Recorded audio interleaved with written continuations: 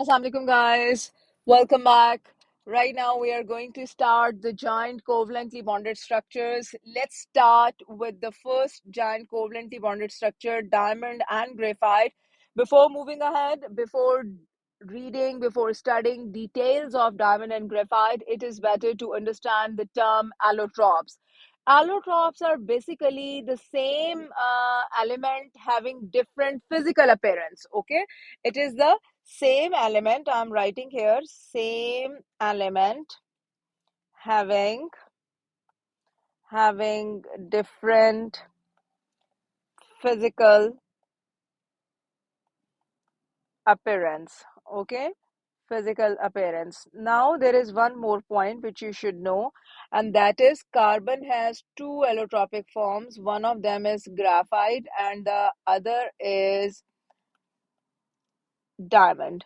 In the same way, oxygen has also two allotropic forms. One of them is O2, which is part of our air, through which we are doing this respiration process, and it is produced during photosynthesis, etc. And the other is O3, which is called ozone. Okay, and ozone is one of the layer in our atmosphere which is protecting us from ultraviolet radiations of sun.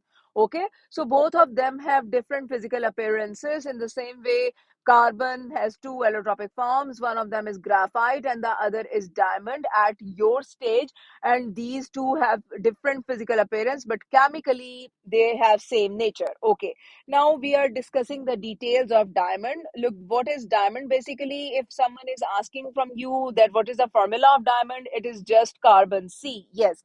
So sometimes examiner is writing that diamond is reacting with oxygen. So what will be the reaction? It is C plus O2. All right. So then let me inform you that in diamond, each of the carbon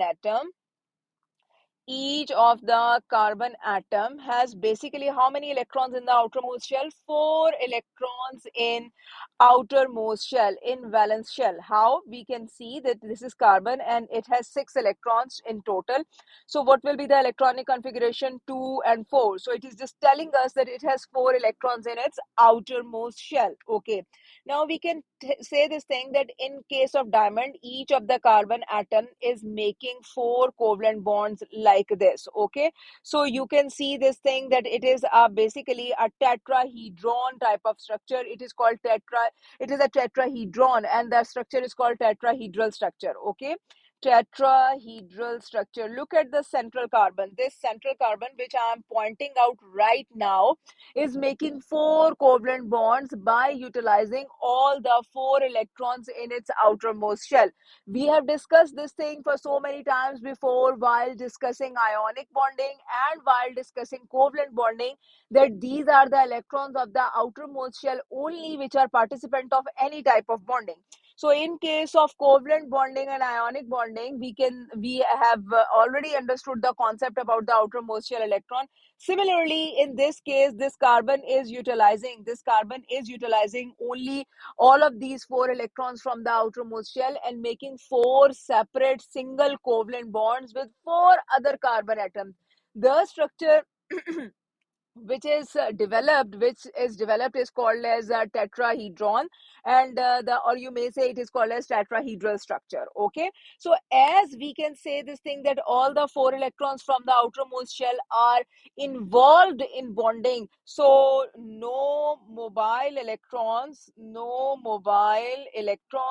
hence no electricity conduction. Okay, no electricity conduction. Okay, now there is one more point which examiner is asking frequently, that why diamond has a very high melting point. Okay, so diamond has a high melting point like nearly about 4000 degrees Celsius. So basically, due to continuous covalent bonding, strong force of attractions are developed, and they are requiring lots of heat energy for breaking them up. So that's why Diamond has a very high melting point. There is another point in one of the past paper question.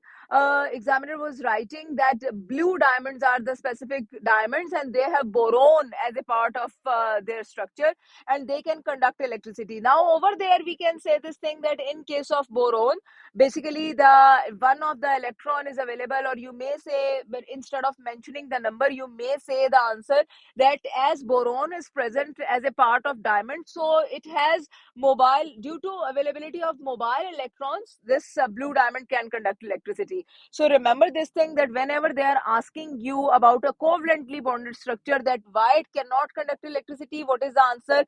Due to unavailability of mobile electrons. Okay, as all the electrons are involved in bonding, and due to unavailability of mobile electrons, it cannot conduct electricity. And whenever they are saying that this covalently bonded structure can conduct electricity, then what will be the answer?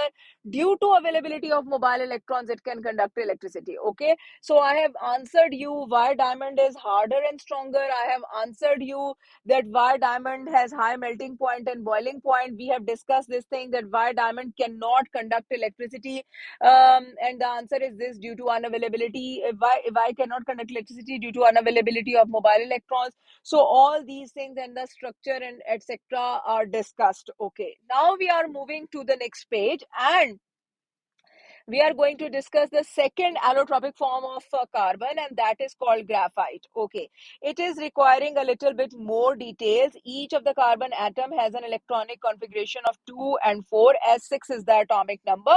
So we can say this thing, that each of the carbon atom is going to make a bond with the three other carbon atoms, and there is a one group of three carbon atoms combining with another group of three carbon atoms, making a hexagon type of a structure. You can see this is a hexagon. Okay, so in this way, this hexagonal structure is developed, and these hexagons are attaching with each other, making a sheet, making a layer like structure.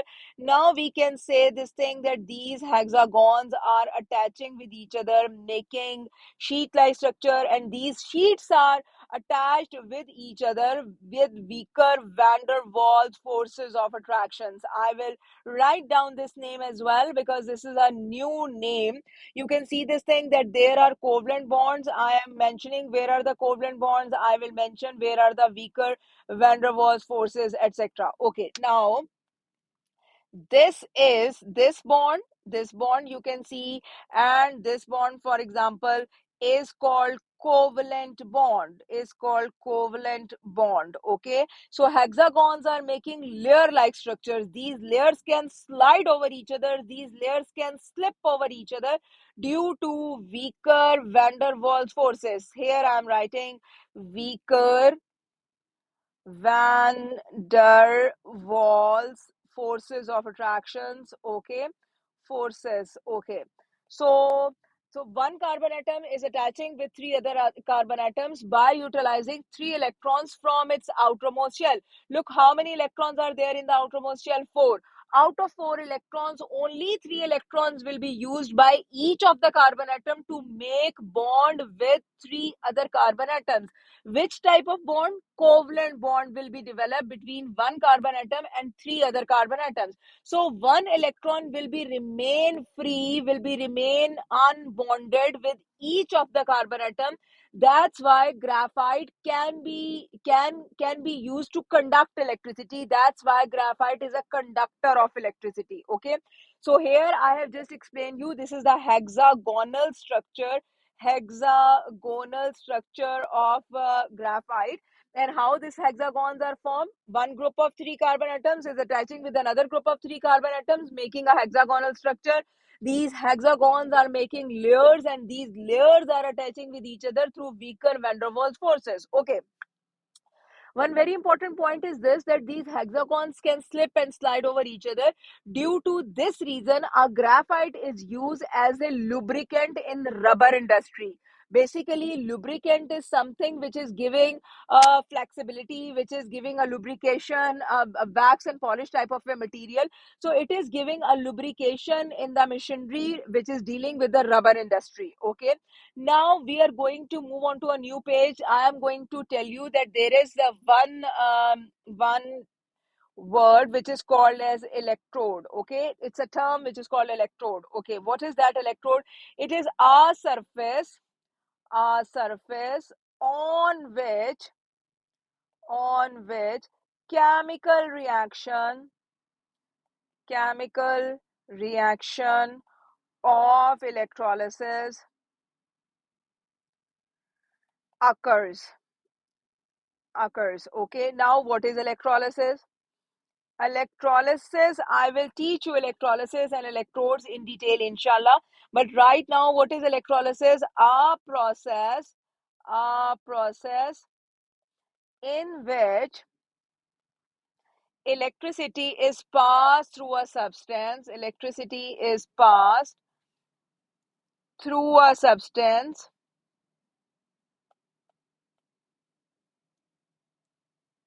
and the substance shifts itself into its ions. Okay, or you may say into its components. So the reaction of electrolysis is happening at the specific surface, and that specific surface is called electrode. Now the point is this, that what is the connection between graphite and electrode and electrolysis, etc. Graphite is used to make electrodes. Okay, why graphite is used to make electrodes? This is one of the frequently asked question by examiner. Following are the three reasons due to which graphite is selected as an electrode. Number one, it is cheaper. Yes, it is very important because platinum is another electrode. Platinum metal is another electrode which can be used to conduct electricity and to perform the chemical reactions during electrolysis. But platinum is a quite expensive electrode. So number one is that it is cheaper. Number two, that it is inert. What is the meaning of inert? INERT. What is the meaning of inert? That it is not participating in the chemical reactions of electrolysis. Okay. And number three is this, that it can conduct electricity. So here I am writing it is conductor of electricity. Okay. So these are the three reasons due to which graphite is used as an electrode. So I have discussed this with you, that graphite has a high melting point and boiling point due to continuous covalent bonding. Graphite is used as a lubricant as layers can slide and slip over each other. Graphite can conduct electricity due to availability of one unbonded, one mobile electron with each of the carbon atom. So these are the details related to the structure of diamond and graphite today.